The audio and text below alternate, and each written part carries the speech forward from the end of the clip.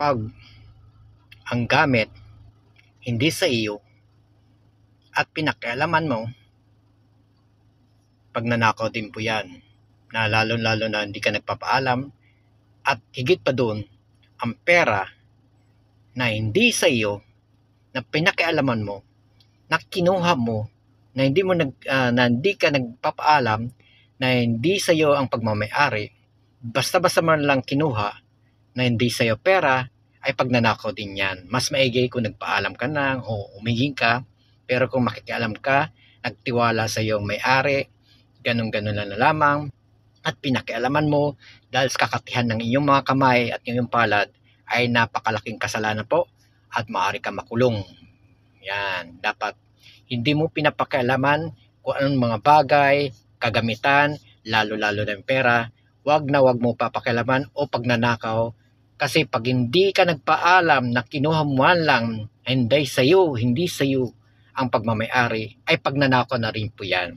Ay napakalaking kasalanan po yan mga guys. Yan, dapat tandaan nyo, at maaari ka makulong dahil sa iyong kagagawan na hindi ka nagpapaalam at kinukuha mo lang basta-basta. Kung nakita mo at nagtitiwala, ay ang mga pagsubok sa iyo ay hindi mo matiis dahil sa kakatihan mo, dahil sa kademonyohan ng iyong utak, dahil ang makuha mo yung kagustuhan, ay pagnanakaw na rin po yan. Iyan ang kinakalabasan po. Yan, dapat hindi mo gagawin yan. Basta-basta mo lang kukunin at kukuha na hindi sa iyo, na hindi sa iyong pagmamay-ari, at ibang may-ari po yan ang pinaghirapan, pinagpawisan, may mga pangailangan na kinuha mo man lang na hindi ka nagpapaalam. Di mo ba alam?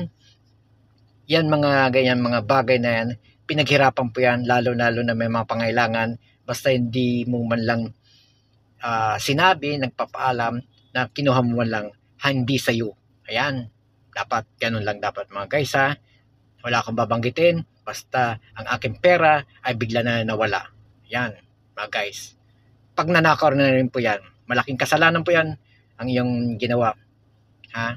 Malaking kasalanan po. Maaari kang makasuhan dahil sa pagnanakaw na hindi ka nagpapaalam. Ayan po mga guys. Hanggang dito na tayo muli. Bye-bye. Paalala lang po sa mga malikot at makakatimang kamay. Hanggang dito na tayo muli. Bye-bye.